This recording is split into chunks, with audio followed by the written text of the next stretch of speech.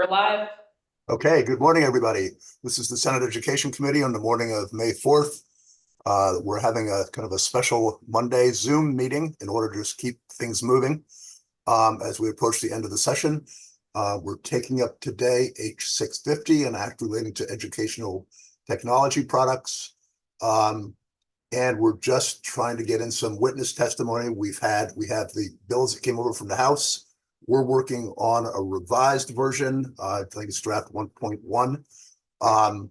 And so because there's a role for the Attorney General's office, we're starting this morning with Todd Delos, Director of Policy and Legislative Affairs from the Attorney General's office. So, Mr. Delos, you are on. Thank you, Mr. Chair. Todd Delos from the Attorney General's office, Assistant Attorney General. Thanks for having me in today. Nice to see you all in tiny little boxes in my dining room. We testified in the House on 650, and it looks like quite a bit of changes have taken place. And so happy to sort of provide the high-level testimony we did at the House, which is essentially that, we support this kind of legislation.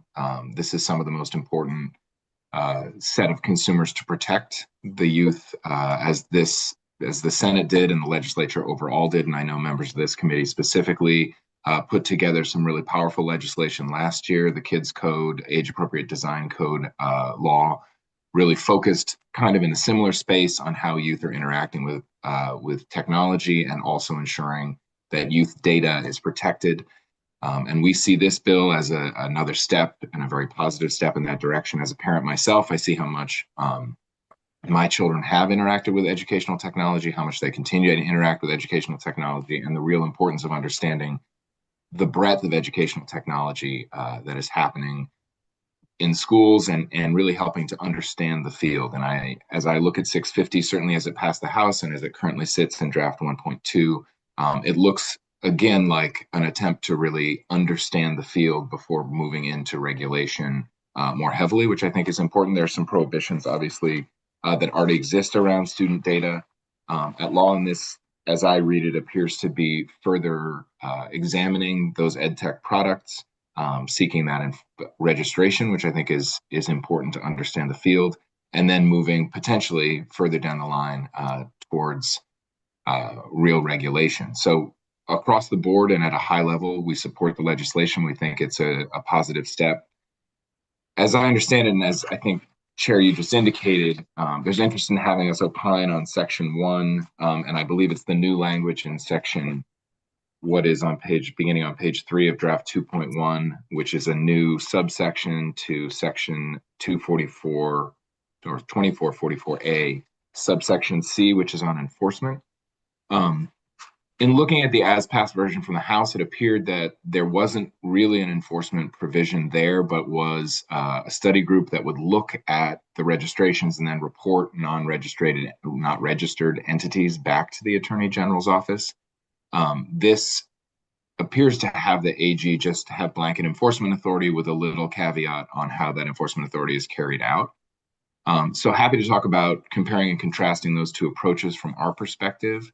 I will say that just at the outset, generally speaking, that notice requirement that currently sits in subsection 3 or subdivision 3A, which would require the AG to give 60 days notice before initiating a civil action, I'm not aware of that kind of limitation placed on our enforcement.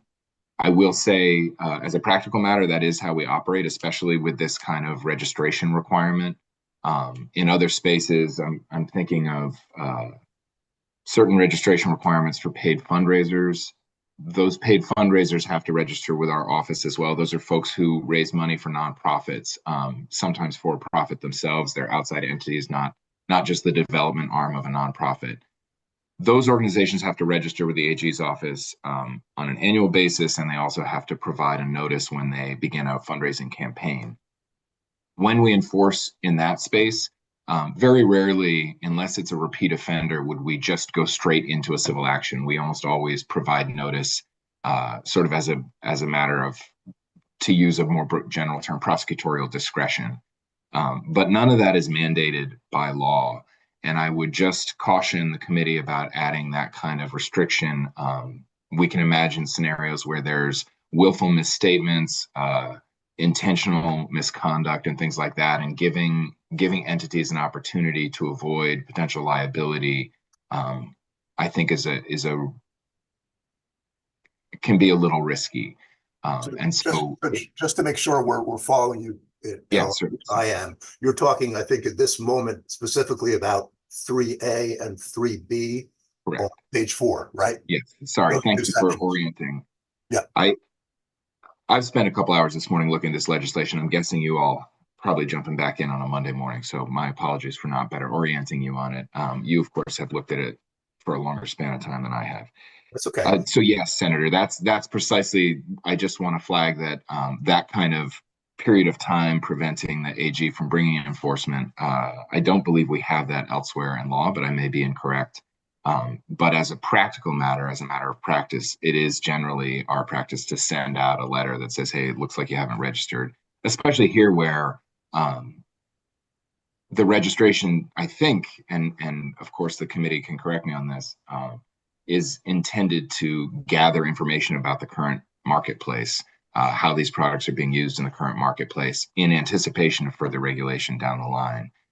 So it's not really a place that I think we would spend a lot of time litigating. But again, I wouldn't want to foreclose it if we saw kind of egregious behavior in this space.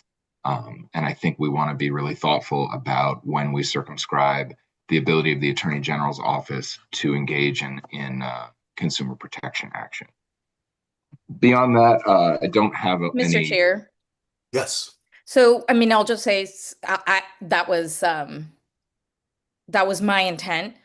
This is a very subjective area. We heard from the original sponsor that no other state has taken this step to try and have a registry. Rhode Island is looking at it too, but I just think it's better to spell out in plain language that we're not going to go after anybody for registering or not registering while we figure out what we're exactly asking for. We're now silent on whether or not the ed tech company would need to register with or without a contract, because that felt hard um, to sort of plan for in advance. But given that we could have ed tech not knowing if we mean, that they are simply operating as a business in the state when they don't have a district contract, that's going to take a lot of time to work out. And I think maybe the AG's office has heard me say this, but I have concerns with the registry altogether and what it will accomplish besides helping us understand the field. So I don't want there to be a lot of civil actions until we figure that out. I don't want people to feel scared away from registering. So it was very conscious, and I think it needs to stay. And that's from my lens doing consumer protection in the mornings as well. I think we're going to lose information if people worry about, if I do something, then, I'm on their radar. And I'd rather they feel comfortable registering with us in the first place if our goal is to try and understand the field. Totally understood, Senator. And I think I might recommend or suggest another option, which is I think the as passed version by the House had no enforcement mechanism. And if the goal is really to gather the data, I think our recommendation there would be to just remove the provisions around enforcement. And then that could be something for study to consider. If the thought is that any enforcement is going to dampen registration, that would seem to be an appropriate response. If the concern is if there's no penalty, then no one's going to register. I would recommend just an enforcement mechanism like other consumer protection measures. I will just that say was already there. There was already an underlying CPA enforcement. So in the as passed version. Yes, unless Rick wants to correct me, that was the problem, is that the enforcement could be very uneven and subjective unless we spelled out that there was 60 days to be notified before further action. So I can chime in, Mr. Chair, if you like. Yes. Yes. Good morning, Rick Sagel with the Office of Legislative Council. So the ask passed by the House had a different registration process that did not have any enforcement whatsoever. There was discussion in the Senate to add some type of either penalty or enforcement. And right now, the bill contains just the Consumer Protection Act connection with AG 60-day cure period enforcement. So that's the history so far of the bill. So I think just to be clear, like the AG's position is either take it out entirely at this point or delete A and B under 3. Correct, Just want Sharon. to I mean, we could also suggest in other spaces, there's just an administrative penalty, right? As opposed to full AG enforcement, which I totally appreciate Senator Rahm Hinsdale's point, right? Nobody wants to register for this thing or miss something and then end up with a potential of a $10,000 fine for that. I think that's not an outcome anybody's looking for, but that is a potential outcome if it's full CPA, Consumer Protection Act enforcement. So, in other registries, there is a sort of, if you're 60 days late, it's a $200 fine, and then it can accrue up from there. I don't want to muddy the waters at this late stage, but from our perspective, Chair, you have laid out the two paths we think make sense, but I also understand no enforcement could mean not enough registration. So there may be a middle way that suggests some kind of financial administrative penalty. Senator Hashim. Thanks. Maybe this is just a small detail change, but I'm looking at lines 6 and 7 and where it says the as many details as possible, which subjectively that could be, that could mean a lot of different things. Could we potentially narrow that down to just, whatever the details would be that the AG's office would include in its complaint? Because it would have to file, some level of detail in their complaint that they would file 60 days later, I would imagine.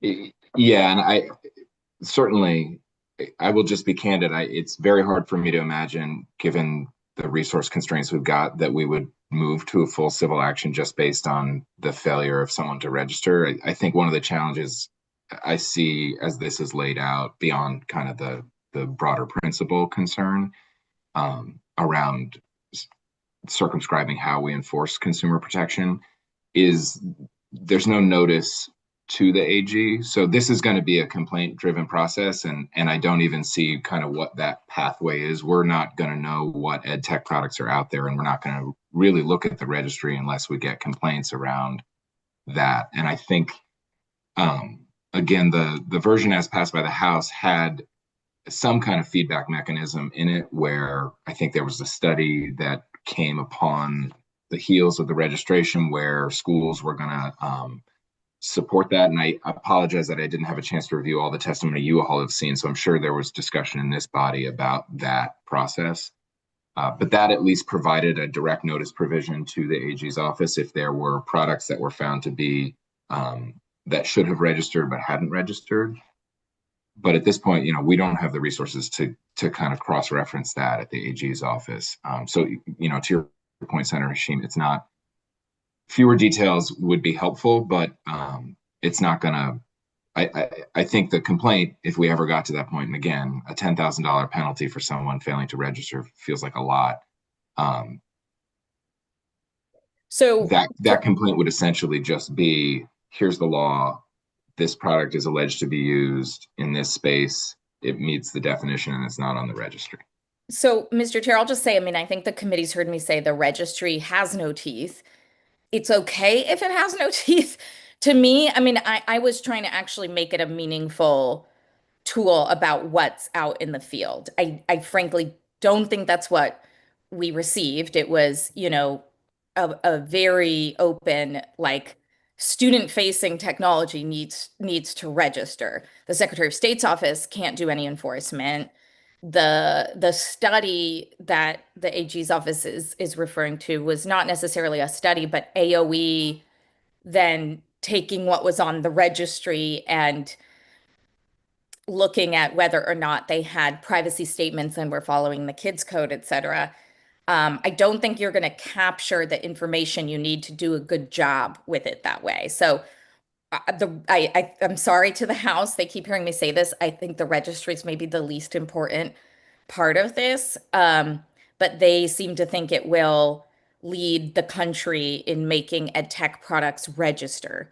So if it's just a toothless registry fine, that means we just take out all the enforcement and make the definitions as clear as possible. So we're not surprised if we get incomplete information. But the definitions were really not gonna be achievable by any entity, even if they thought they were ed tech, but they didn't have a contract with a school district. Like if we're trying to catch entities that might have pop-up ads that just show up in our schools and nobody nobody authenticated that product in the school. I don't know how a registry does any of that, but I'm fine with taking everything out of the registry except the clearer definitions, just because I think it would be a difficult pursuit to otherwise have unclear definitions and then expect good information. Oh, okay. So we can take out all the enforcement. Okay. Okay, anything else, Mr. Gallows? No, Mr. Chair, unless there are questions further, I appreciate the time. Okay, thank you for coming in. And you're welcome to stay on, of course, and listen to the rest of the testimony. Thank you. So next we have Libby Bonesteel, Superintendent from Montpelier Roxbury. Yes, good morning, everyone. Great. Thanks for having us in this morning. For the record, my name is Libby Bonesteel, and I serve as the superintendent of the Montpelier Roxbury School District, and I'm accompanied by Michael Berry, our Director of Curriculum and Technology. Mike is an expert in the field of educational technology, so I encourage the committee to ask him as many questions as you like, because he's very good in this area. We're here to speak today on H650, a bill that touches the very heart of how we prepare Vermont's children for their future. I want to begin by strongly advocating for the alternative language and two-track approach proposed by the Vermont Agency of Education, the Vermont Superintendents Association, the Vermont Principal Association, and the Vermont School Boards Association. Our state's leading educational organizations are in rare and unanimous agreement. We must separate the legal necessity of data privacy from the instructional challenge of educational technology effectiveness. Those two things are not the same. We urge this committee to support the AOE in providing statewide legal and contract management and to make participation in the Vermont Student Data Privacy Alliance, which we are a member. So if you have questions about that, please ask, universal. Crucially, we must ensure that curriculum decisions remain with local districts supported by state level guidance rather than a rigid state-run product certification. Simply put, it is not the same at all as an outside entity certifying said software and should not be treated as such. These decisions are carefully considered by our teaching staff and, like many instructional decisions, should not be legislated. I'll pass you over to Mike now.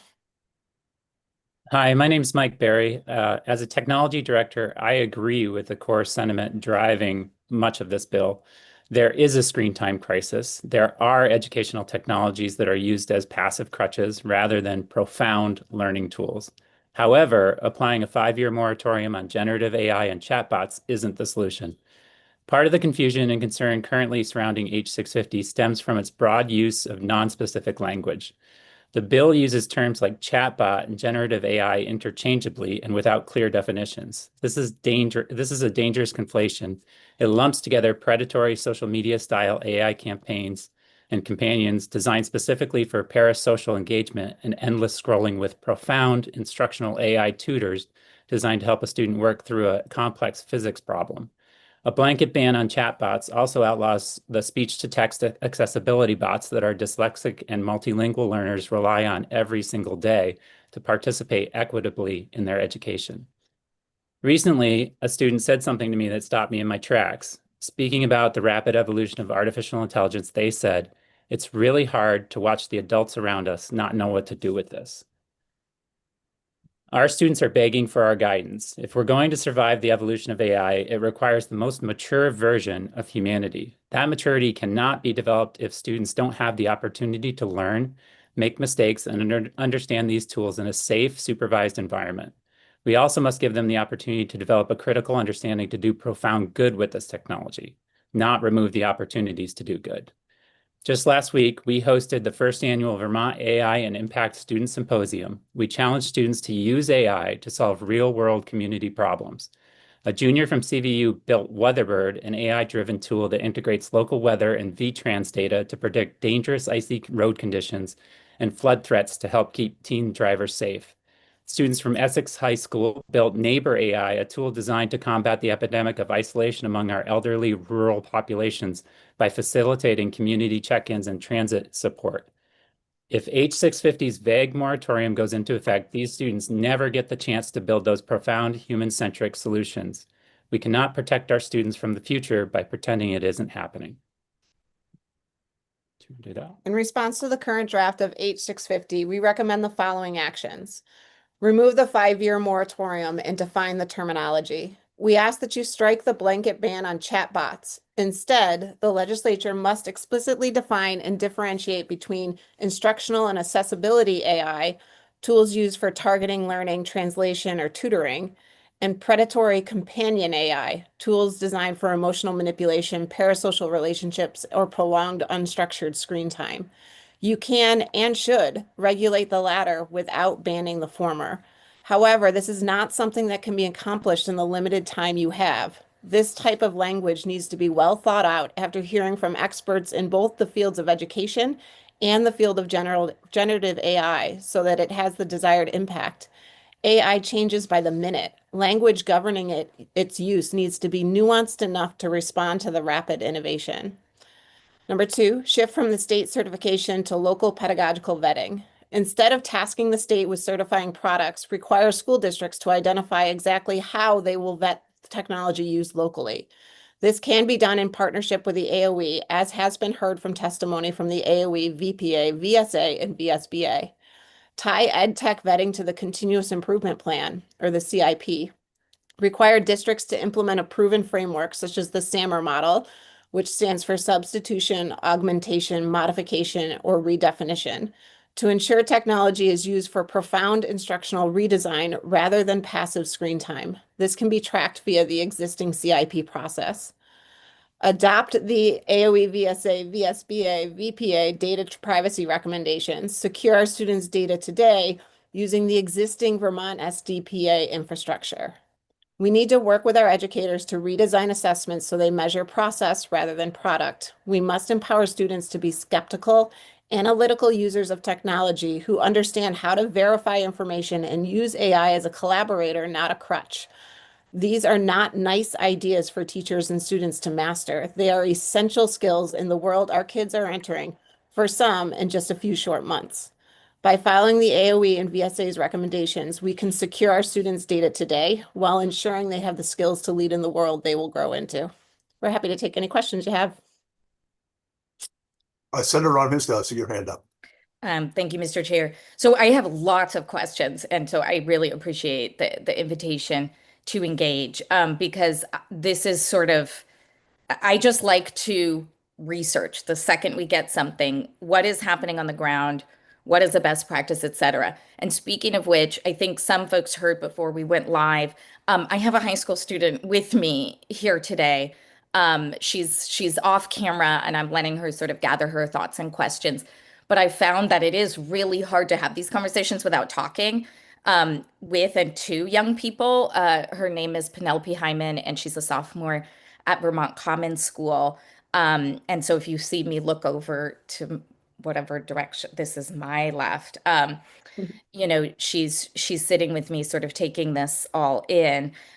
So I say that, and then I want to note that the bill, the pause on chatbots has a, some could call a big loophole, some could call more intentional direction setting where a principal or building leader could approve the use of those chatbots or generative AI or companion AI, but it would have to be done in an intentional way before students are exposed to something that may become companion AI quite quickly. And to that point, here's my first question. Um, we uh, we kept hearing be part of this coalition, et cetera, and it all stemmed back to VitaLearn. So VitaLearn, are you part of that? Is it Michael? Yes, yes, I am a member. And do you vet the 40-ish products that are on the VitaLearn website for bulk purchase? We choose from them which ones we're going to use. We're pretty conservative in Montpelier about how many products we're going to use, so we use it more as a purchasing consortium. Okay. So if you saw something on there that gave you pause or concern, who would you report that to? Well, there's a couple places I would report it to the VitaLearn board, all of which are very accessible and say that there's a concern there. There's a listserv for tech directors in the state where we communicate daily about such topics, and so it would likely be expressed there. And then I would also have conversations locally about those concerns. Okay. So, so I would ask Daphne if I could share my screen because when I just started scanning the options on VitaLearn, I found one that gave me significant concern. And maybe the board will hear me say this now, but I'd like you to just walk through it with me and see if it gives you any pause or concern that things like this might be available for bulk purchase. And in my view, it may promote the kind of companionship of AI that would concern us, especially for younger children. Um, what am I doing, Daphne? Do You should have permission to share your screen now, so you just need to go to Okay. the bottom of the Zoom and hit the green button. I don't know what it's telling me to do here, but let's, over the shoulder. This is like all, oh, whoa, content only. This is like, oh, here we go. Okay. So hopefully you all can see inanimate Alice. Yes. Okay. So I just looked at the name of it and I was already concerned. Why is something called inanimate girl name, something that's available? A coming of age tale, explore inanimate Alice, a girl who dreams of one day becoming a game designer. I just want to note in the 5 pictures at the top, and seems promotional, you never see her face. She's looking at a screen and you never see her face. She's a born gamer. She travels the world with her parents. She does her schoolwork and produces digital art, including the creation of a digital friend, Brad, who lives on her device. She talks to him and he responds just like an AI bot. But Brad is much more than an interactive image, so much more. Okay. I think somewhere it says here, narrative spine through the curriculum for students from elementary school to middle school and into high school. I can play the video if we want. And then there's prompts, whatever that means. The first thing you see that gives you a highlight of what the interactive games are is cleaning up a kitchen. And then the purchasing information and the cost per student, just so committee members know, these are like the bulk purchasing options you get probably for each software. I'd love to hear your comments on the value of this or what more you need to know to feel as to whether or not this had educational value for kids. Yeah, so first, I don't represent VitaLearn, so I would want them to have an opportunity to speak to this as well. I share many of the same concerns that you have with this, and actually, that goes to what we shared in our testimony as well, that drawing the line between things with companion AI and those that have educational value. I think an important thing to note is that VitaLearn is extremely separate from the Privacy Consortium. It's two different organizations. So And the bill VitaLearn, was, as it came to us from the House, the goal was efficacy, learning efficacy. So I understand we've had to try and separate out what Yeah. we're trying to do on data privacy from efficacy. But if you, I mean, if you feel like an expert on educational technology policy, if you could speak to the efficacy you see here, and if you think any school should choose that, because we have to legislate for the entire state. absolutely, yeah. I think that there needs to be some clarity around how do schools decide on vetting technology. So one of the concerns about H650 that I have right now is that if it's left up to principals, we'll have some of the output that we have in other areas of AOE educational guidance where different schools do things differently. So we'll have a wide discrepancy between schools about how they vet technology and what their use is. There are several states that have done some work around this already. Idaho's done some work, Ohio's done some work, where they have put in place requirements for schools to be really clear about what is companion AI, what is educationally profound AI use, what is appropriate for Can student you use. define educationally profound? Is that like a deep learning tool, or what do we mean? It's more than Okay. sitting in front of a computer. It's similar to the examples I shared from the symposium, where a student is taking societal issues and really tackling how they can make an impact in the world using tools such as AI to be able to accentuate that learning versus something like you just showed, where we're sitting passively in front of a computer and or replacing an adult or human interaction. And what I'm trying to get at too with the definition, because I feel really strongly we should keep some form of pause or ban on companion AI, and the promotion of relationships through AI. Whatever if you Yeah. want to help rewrite the language, that's fine. But it struck me that it isn't a chatbot itself, but it's promoting that the person you embody when you participate in this computer program has their closest friend is AI. Yeah, what And you're referencing is the predatory companion AI, which is what we talked about. It's not a blanket chatbot. so but it is not even, it's not maybe companion AI, what we just saw. It's it's a contained universe where you're um encouraged to create a relationship Mhm. with a simulated companion AI. Yeah, That's concerning to me. So I don't know how yeah. we define it so that we're not promoting companion AI, even if they're not experiencing companion AI or whatever that product ends up doing to give you your best friend being companion AI. Yeah, there are some elements that people have worked out in 35 other states around how to make those definitions. There are existing models that are really clear, like implementing the SAMR model would help us really identify, are we replacing adults in this combination? Is this necessary? Is it educationally impactful? Um, you know, Ohio has done a thing where they've embedded AI literacy into computer science graduation requirements, and it really specifies what are the tools that we're using and why. I think there's some strong examples. I think it would be, we could lean on other examples pretty easily to define those things. I think what you showed us does land in that bucket of something that I would not promote in school. I can't speak for why VitaLearn has it on there. I'm sure that I saw that it was ISTE approved and ASCD as well. So I'm sure people have looked at that.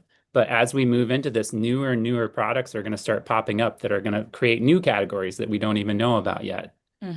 And I just don't want any approval system or it showing up for bulk purchase on VitaLearn to replace the careful work that a school Yep. has to do to vet those products. Yep. So you can help me rewrite this, but this one's really important to me because I can't tell you why that was approved after reading what's on there. I wouldn't want my child to use anything called inanimate Alice while they're struggling with ideas of self-harm and mental health.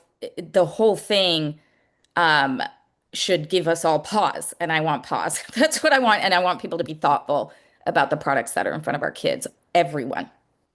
Yeah, and I think if VitaLearn had a set of regulations and standards that were expected of schools to be able to operate by, that would help them vet before they do bulk purchasing consortium ideas with vendors like that. Well, if they didn't hear me, I hope you will take my concern about this product, and I didn't get a chance to look at all of them to VitaLearn. I would be more than happy to do that. Senator Heffernan. You're muted, Senator Heffernan. Unmute. There we go. Sorry about that. I just want to, Senator Hinsdale brought up a good point, but I also noticed when she was making her comments that this was a child that wasn't in school, that she was traveling with her parents around the world. And that's a lot bigger difference than a school environment where you actually have teachers and parents engaged in this subject. So I where it is concerning, it also comes down to the parent keeping an eye. And if they are having a problem, as Senator Hinsdale would say, I don't want my child doing this, and bring it into the notice of the school. So I'm liking what they heard, that they want to use the V's and AOE's version. And I think we should take a hard look at that going forward. And that's basically all I wanted to say. Thank you. Any other questions? We actually, as I understand it, don't have our next witness until 9:30. Can Go ahead. So the high school student with me does have a really good question, and I'm gonna check. Are you ready to ask it? Okay. Is that okay, Mr. Chair? That'll be fine. Yeah. Okay, I figured since we have the time. So I introduced her a little bit. This is Penelope Hyman, who goes to Vermont Commons and is a sophomore. And she's going to ask her question now. Penelope. Hi, oh my gosh. How does this bill define like actual artificial intelligence versus generative AI? Because there's like artificial intelligence in like the scientific field, AI in medicine, AI in weather data, and then there's generative AI like ChatGPT. There's like Elon Musk's Grok, which generates photos and videos that use like up to 10 gallons of water per second. I was just wondering how like this bill is going to define that and how it'll educate kids on what's the difference.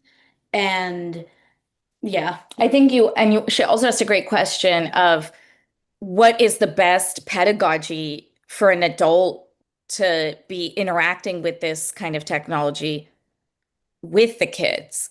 Like what does that look like so that it doesn't become predatory, or they're not on the dark corners of the internet by themselves? So I have the same question about how the bill defines those things. That's what we spoke about. It needs to be much more defined.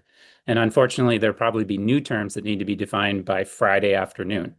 But that's the nature of this beast. We are using a method of working with educators right now that really focuses on not putting the tool in front of students until educators feel comfortable and understand it as well. And that's something that I think we've made a mistake with in the past around ed tech, where we purchase the product, put it out to students, and then we try to retroactively help adults around us understand it. So we're taking it slow and we're doing it right. And we train up to 3 or 4 teachers a week on a full day on what does this look like to talk to kids about this. And the whole goal is to start talking to kids about it, not to promote overuse of AI.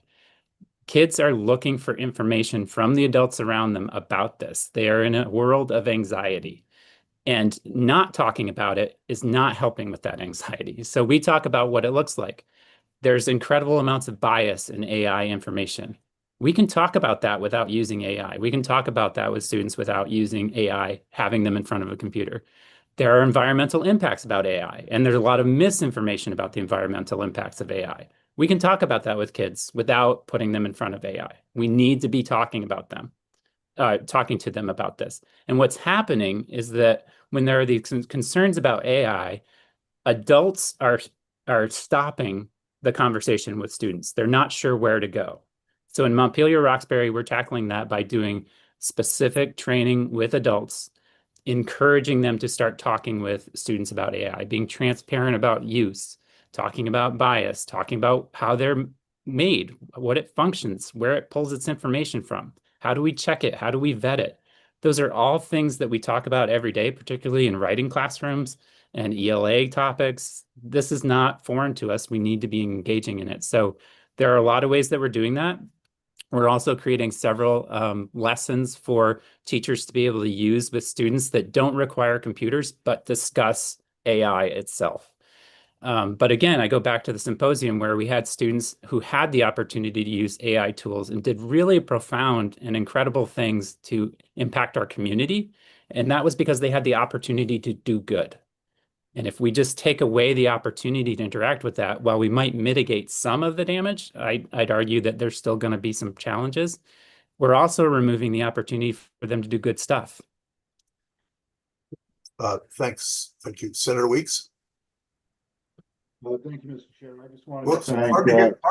Okay, now we can hear you better. Okay, yeah, thank you, Mr. Chair. My microphone's a little bit removed.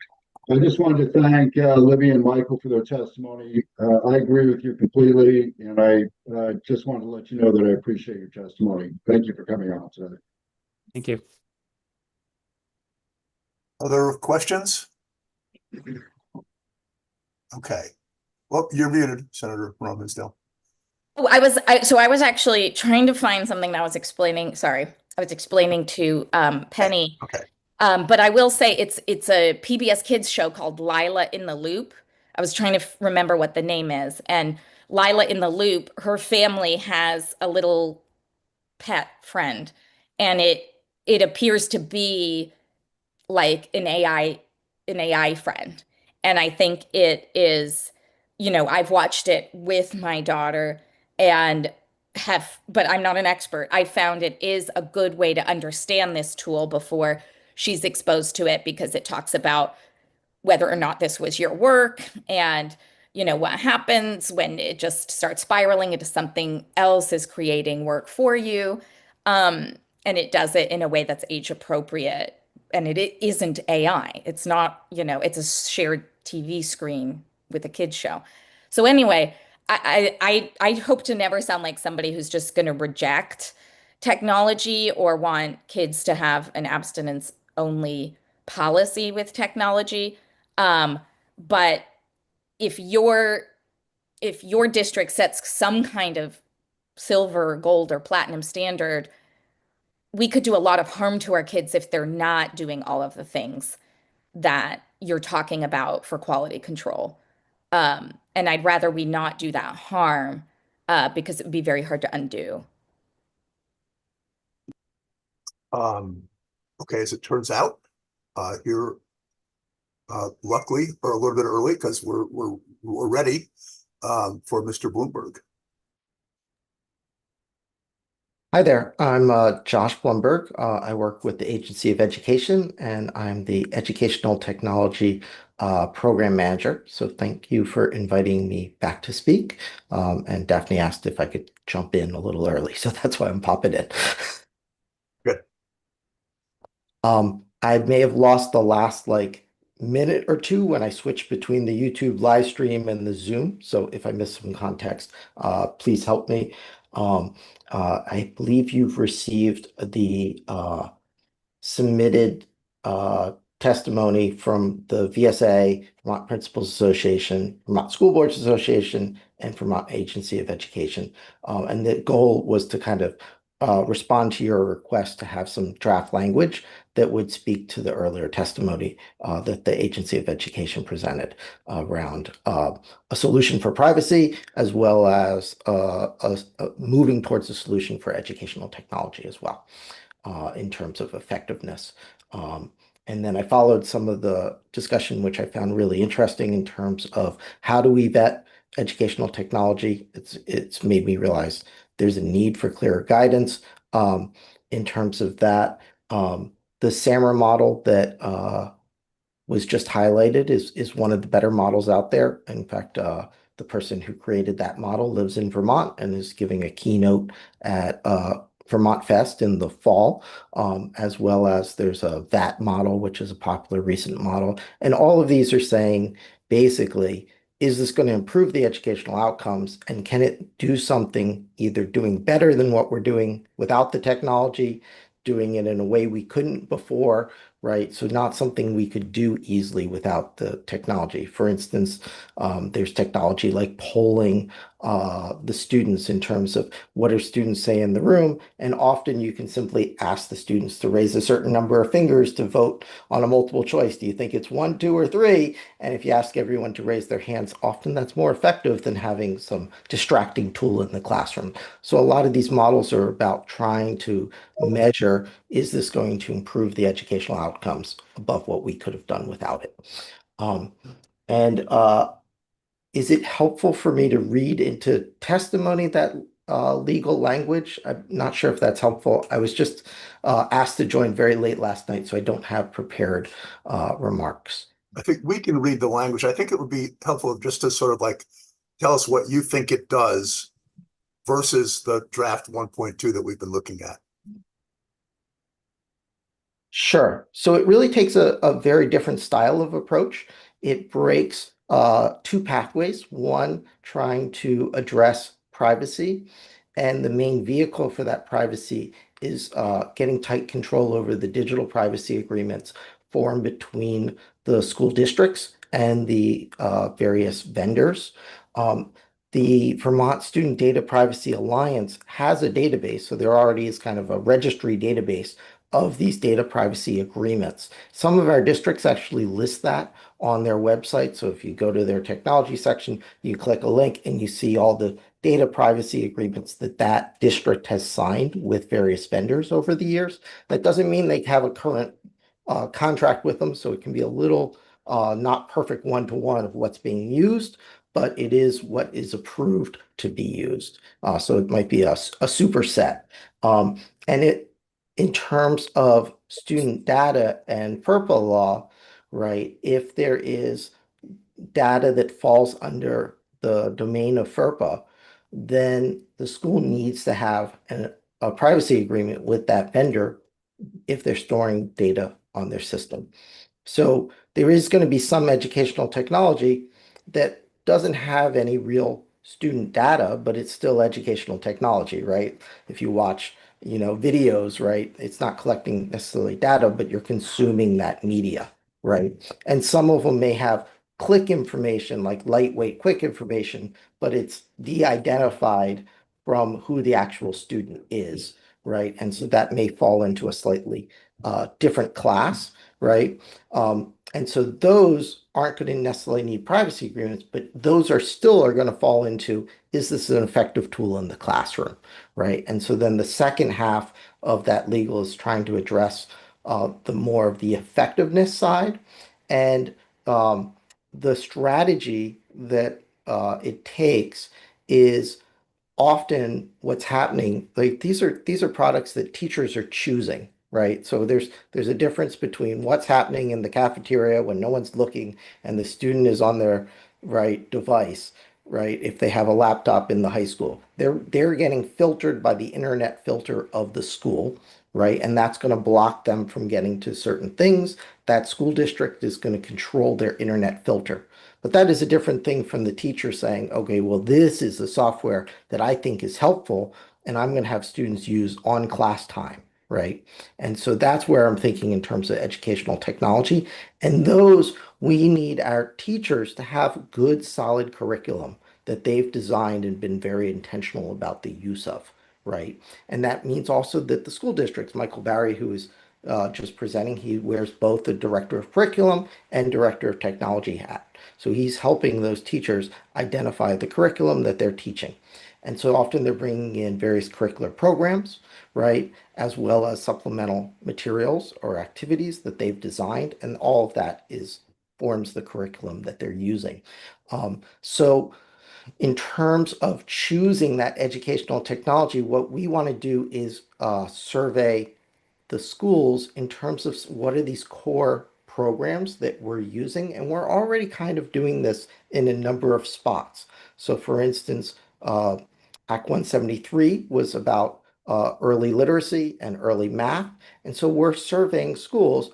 What do you use as a literacy curriculum? What do you, in terms of a program, primary program for teaching literacy and primary program for teaching math? And what we also want to say is, well, what do you use as terms of supplemental software to teach math, right? And so sometimes we have schools who will purchase some math practice software, right? And so the students are able to go through some practice things, and it's aligned with the curriculum. Maybe it's tangential to the curriculum, and so the teacher would go in and configure. Let's get some students some extra practice and coaching on these pieces. And some of those will have, okay, they're struggling. Here's a video you can watch. Here's an activity you can do to kind of coach you so you can get through it. And that lets the teacher work with one group of students while one group at a table is working on their laptop and another group, and they can rotate them through. That way the teacher can have more one-on-one time and small group time with the students who may be at different levels in mathematics.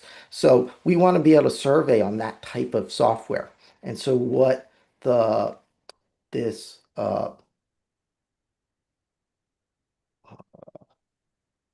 and so that would be in the trends. I'm trying to read through the bill as it came through to you, not bill, sorry, the testimony, and find the components.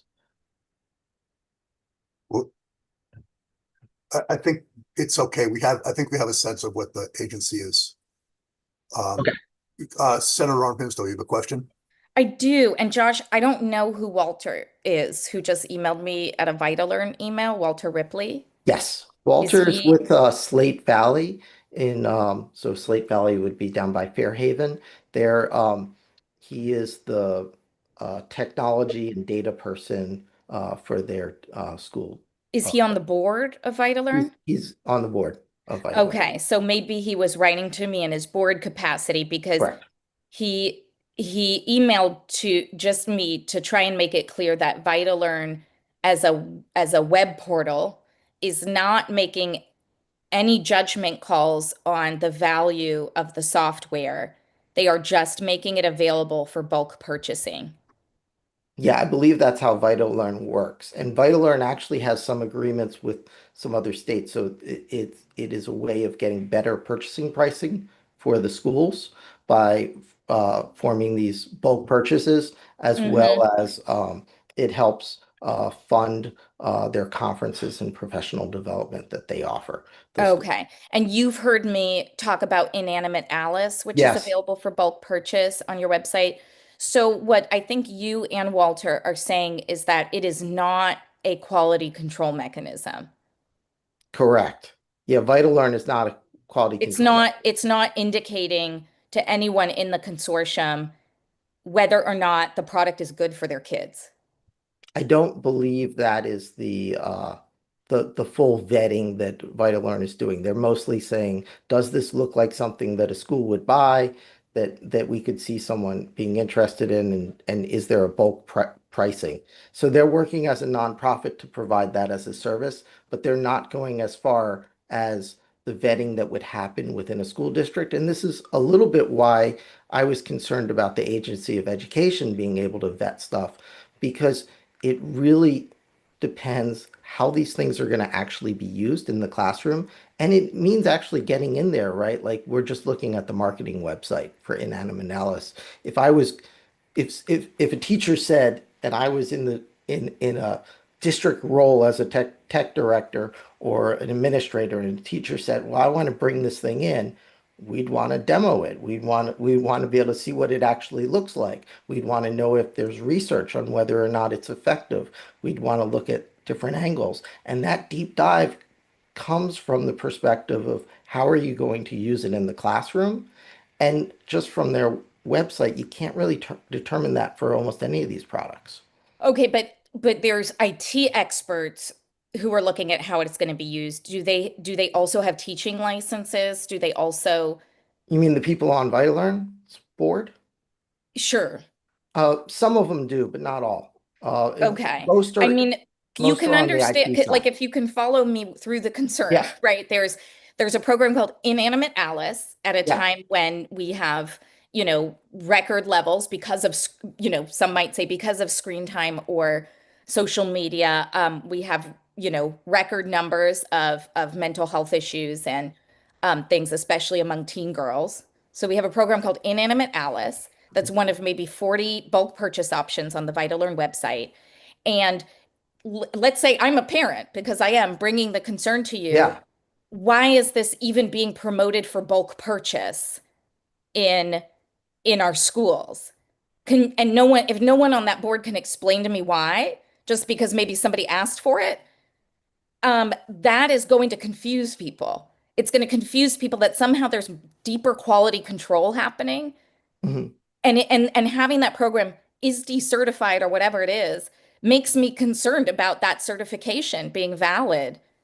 So something needs to protect our kids and our families better, Yeah. in my mind, from something like Inanimate Alice, where you can clean her kitchen with her. That's literally what's on your website at VitalLearn. Well, I'm with the Agency of Education, Okay, but yes. Walter or whoever. But yeah, yeah. Like, who's responsible? If you're not responsible at AOE, like, Yeah. are you a licensed teacher? I mean, who is responsible for what is promoted to our kids? And whether or not something called Inanimate Alice, where you travel the Right. world with an AI chatbot, is in our kids' schools available for bulk purchase through a website that has the word Vermont and Learn in it. Right. I would want to know what school districts are using it and how they're using it. So for a school district to use it, they would have to sign a privacy agreement with that vendor. For them to sign a privacy agreement with that vendor, it needs to move through that school district's vetting process. And that vetting process is where the real control happens. Is control happening, though? Like, maybe you all can tell me, maybe VitalLearn can tell me whose idea it was to put that on for bulk purchase. And we can, and someone can educate us on which school district is using it and why and what value they see in it.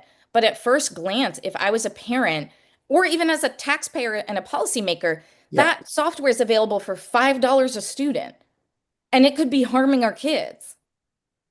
So what is happening? Like, why aren't you responsible for this at AOE? Is somebody responsible at AOE for making sure that the tools that are promoted in our schools are actually good for them? Yeah, and again, to actually know that requires deep diving each of those tools. And that needs to be a curricular decision, right? So that's, do I allow this in as a curriculum in my classroom or into my school if I was working in a district? And those curricular decisions are done at the school district level. It doesn't make sense to do them higher because you need to actually have access to the product and actually find out, right? Just because the marketing says that this is safe and effective with your students doesn't mean that it is.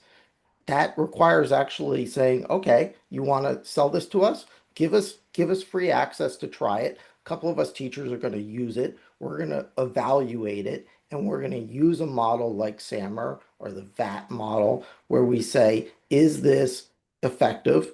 And we're going to look at it from different angles. And our schools do that. They look from a privacy angle as well as from an educational technology angle to say, should we allow this in? Is this something that we should use? So the way it would happen in most of the school districts is either a teacher or a principal is going to make that request of their district, and then their district staff will do that vetting process. No, I hear what you're saying, but I think it's, we make state policy, and we're talking about diminishing the harm of companion AI Yeah, before it causes that harm.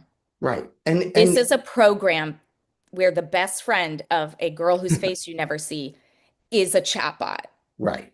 And in the That to me feels like we aren't having the impact we would like to be having if that is being promoted, and we're supposed to sort of accept that the system's working. I don't think the system's working if that program's being promoted from elementary school, middle school, and high school to clean a kitchen and interact with an AI chatbot. Yeah, and I don't know what schools are using it or how they're using it currently. I'd have to I do think we should know that. I think someone should know that who's in charge of our kids' well-being. there just is not a viable way for me to know what is happening in every little corner of every classroom in Vermont, right? I can know what is the core programs that they're using or the core curriculum. But if a teacher one day gets excited by a product and says, let's all go to his website because this is going to be a good activity. There's a difference between that and knowing that there's only 40 options on Vitaler Right. and that this is one of them. And that I don't know if you were unaware of that before today. I wasn't aware Then till it seems today. to me like you're not staying on top of the curricular offerings that are available in our schools and the value of them to our kids.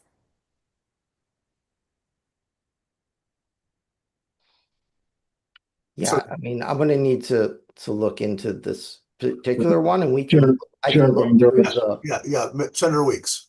Yeah, we seem to have strayed off of H 650, and we're attacking a single piece of chatbot. Can we get back to the base language and see if we have any support for this bill as it as drafted? So, thank you, Senator Weeks. Josh, I'm interested. So you're part of the proposal that you're talking about would involve guidance or not model policy, I guess, but guidance from the Yeah. agency. And would you require that guidance be adopted by districts? Well, we wouldn't, if we're issuing it as guidance, then No, obviously no. we don't have a vehicle beyond that. But I would highly advocate that they do have that, and I think our districts know that they need it. The goal is really to give them best practices for that vetting, and I would say the vast majority of districts already have a lot in place. So my goal would be to work with those directors of curriculum and those directors of technology and say, what are you doing already? And then let's pull in what are the best practices amongst there, and so that everyone is using those same best practices. So thank you. So I guess the question is, which direction do we want to go as a committee? What are we thinking about? What are people's, what's the sense of the committee on direction?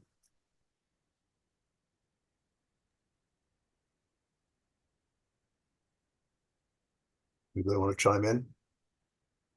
I'll say I'm liking what I heard about using the V's and the AOE's version. Okay. Senator Weeks, I see your hand up. Yeah, thanks, Chair. Yeah, I'm supportive of the creation of the working group for analysis of the issue and the solutions. I'm not in favor, right? I don't see the benefit right now for the registry, and I certainly don't see the prohibition for chatbots as a blanket for the reasons that Libby and Michael articulated pretty well. So that's where I stand at the moment, but I'm still listening. Senator I was Sheep. just gonna mention looking at the 5-year prohibition again and thinking back to our other conversation and also what we've been talking about today. I mean, I'd be supportive of reducing the amount of years, but I think there should be a prohibition, but I also think there should be opportunities for teachers to use these in an educational way to say, here's what a chatbot is, and here's what to look out for. And, I mean, these tools and these systems are becoming more prevalent in society, and they're going to grow at an exponential rate. And I think having an understanding of how they work and what they do and what to look out for, I think that makes sense. But I think there needs to be some way of making sure that these aren't just being used in every capacity, or in being used without any sort of oversight or regulation for everyday school activities. I'm thinking, I actually think the registry is worthwhile it's a building block. So I'm sort of interested in keeping the registry in. I like the idea of a model policy. And I think we should, go with the AG's recommendation to take that language out. So I'm somewhere in, I also have questions about whether we're, Mr. Chair, take which language out? Just the enforcement of the yeah, the registry? enforcement language, yeah. Okay. Okay. I'm also want to make sure that we're actually getting at advertising and data collection as we do this, and make sure that we're working toward getting rid of both of those. So I don't know if that's in the form of the model policy, the guidance, or whether we do it in some other way. But those things really, I want to make sure we get at. So I don't know exactly where we go with that, but so I emailed. Go ahead. Oh, I'll just say I emailed Libby Bonesteel, because I already have her email from past work, to work with her IT director, Michael, on the language that might come from other states on companion AI.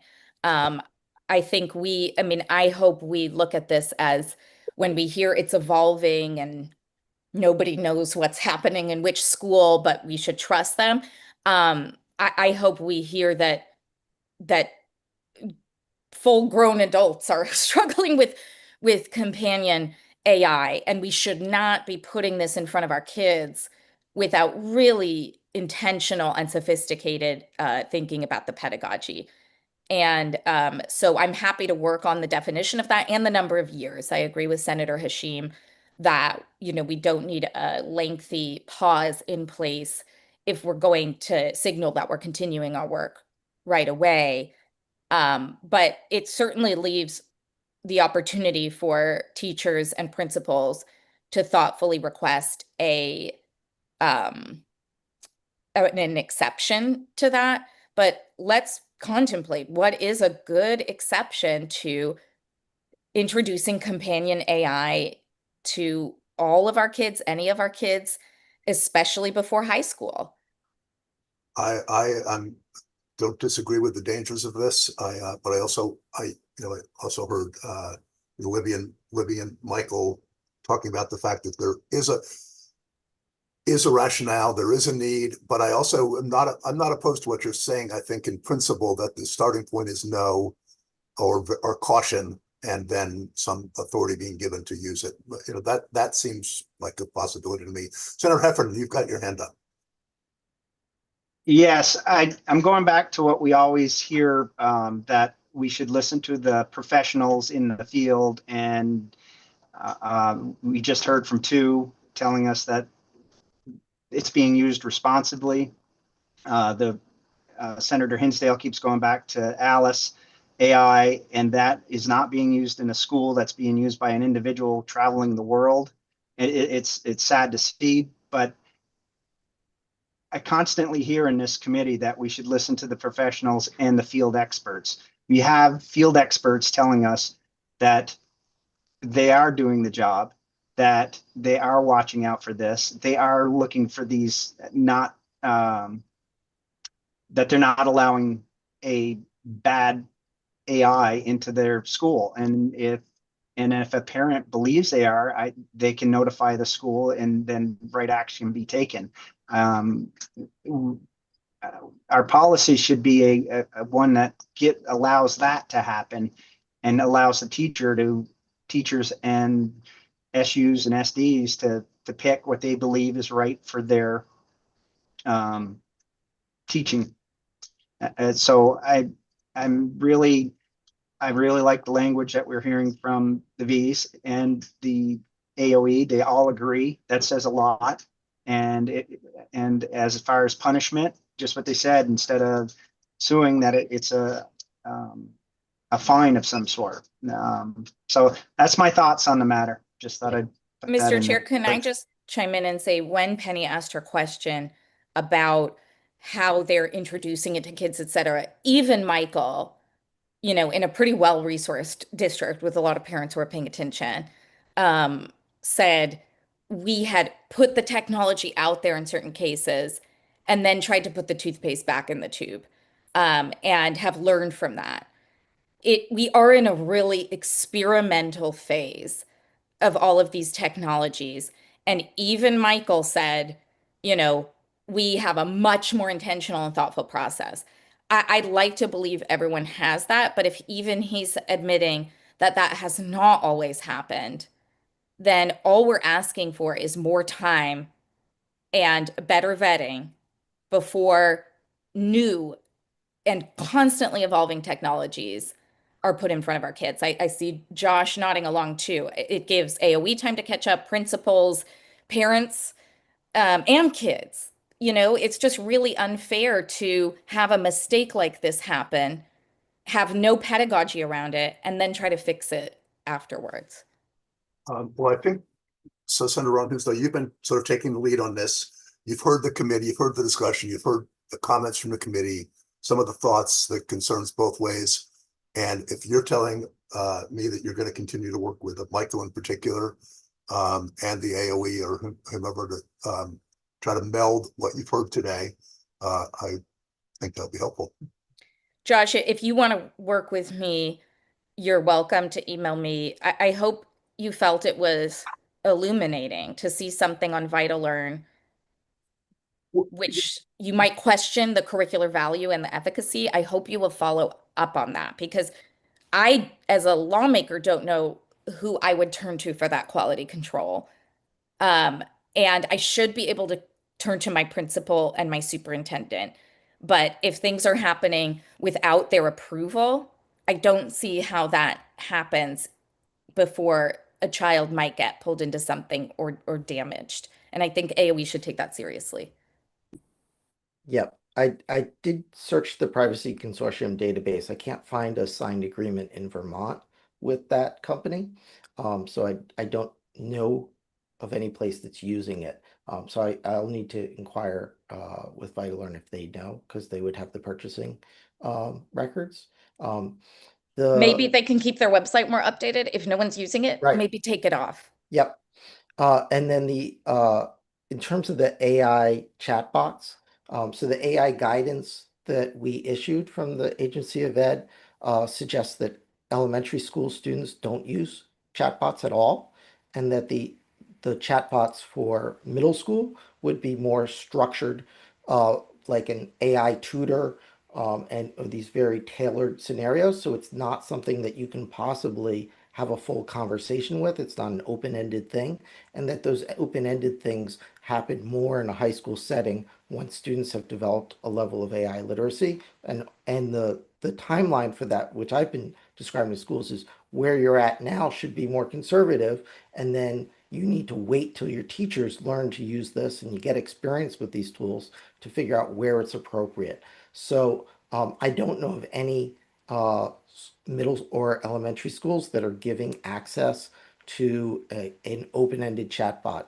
throughout the entire state. So I think this stuff is happening a lot slower than we might think. And I share the concern around mental health and anthropomorphizing these chatbots. I think it's a hard thing, because I think that some of the federal regulations around chatbots that's getting discussed was looking about, is it pretending to be a licensed person or a professional, right? Because, for instance, students could turn to one of these things for counseling because it feels private. It may not be private from our perspective, but from a student's perspective, it feels private. But it's not a licensed mental health professional, right? Mhm. And using it that way is not safe. And the same way as using it to be a friend is probably not a healthy use for a student, right? And so those aren't appropriate uses to be happening in our schools. You know, Penny mentioned just the notion that if it's introduced to kids in middle school, it should be through a health class. You know, it isn't an academic tool if it's a companion. of Right. any If it's playing a role as if it's an anthropomorphized person, I actually don't think that actually is probably the best use Mm-hmm. of these things educationally, right? So, like for instance, some of the math ones, the student writes in the steps of their math problem, and it's just saying, on step 2, it looks like you did this. Why did you make that decision, and what might you change, right? That's a chatbot, but it's a very focused chatbot in a very narrow center. It's not something that you're going to anthropomorphize as a person or a friend, right? Because you can't, if you tried having that conversation, it's be like, I'm only talking about this one math problem and the steps in the math problem. That's the only thing it's allowed to talk about. I That's I don't know if that's Senator very Hashim different. remembers the little Microsoft Word paperclip, but like Right. kids are very impressionable at a young age. It doesn't Exactly. take much for them to feel like they have a relationship with something, and we really need to be cognizant of that Yeah, in middle school and we high do. school. Okay, I think I think we've kind of reached the point of saturation here on this. I think if Senator Armstead, if you're going to work with some people, taking in all the comments you've heard from our witnesses and from the committee members and where people are, and you have a sense of that, and want to try to frame another draft, that would be helpful. Mr. Chair, I'm open to the opt-out piece. I worry that the opt-out eclipses doing good work for all kids and parents. You know, some parents like I'm very open to it, but not to replace another section about quality control, because an opt-out is simply the parents who might do the most quality control just saying, no, I've had it because nobody's changing this. I don't see that in the VSEA. This is what I mean. So I'm trying to channel Yeah. Senator Williams, Oh, who's okay. mentioned this. I think Senator Heffernan brought it up. Okay. And that's what we have the most emails about, is incorporating the opt-out language. I'm just opening that up before we end, because I'm open to adding it, not to replace another section. And I feel like that's some of the advocacy I heard. I'm Let actually parents decide. let me just say, I'm very skeptical of opt-out on this because of the difficulty of teaching in the classroom with some in, some out. And I think that the point of this is figuring out how to make sure the technology is being used in a way that actually benefits kids. And I think if we're doing that, we're probably okay. I'm very skeptical of that. I could be, I'm open to being proven wrong or rethinking it, and I'm also, that sounds like something we're rushing into, and that we have the one way or another, either the task force you're talking about over the course of the summer, or the education committee, or the agency looking at those kinds of issues. And that's something I think we can wait for a report and have that be part of the next. Can I just point out, the agency also did not agree to do that work. So I feel like I hear Senator Weeks and Heffernan saying, let's let the agency do it. We hear the agency saying, let individual districts do it. They have not taken responsibility for doing something differently. Okay, Senator Hashim. Thanks. Quick question, going back a few pieces here. Page 4, 3A and B. Did we come to a conclusion on those sections? And the reason I'm asking is, as it touches judiciary, I'm just thinking about the next 48 hours I think in session, and whether we want to take a quick look at it, just so that if it stays or if it goes and the bill goes to the floor, we can say that judiciary took a quick look. I have a sense that we're sort of we're taking it out. We're taking it, the enforcement stuff out for now. That's what I thought. I just wanted to confirm that was the case. Okay. So, Yeah. thank you. And thinking about this partially as building blocks. So, good. We will see everybody tomorrow. Looks like we have a longish floor starting at 9:30, and then committees starting hopefully at 1:15. Okay. We are adjourned. Thanks, everybody.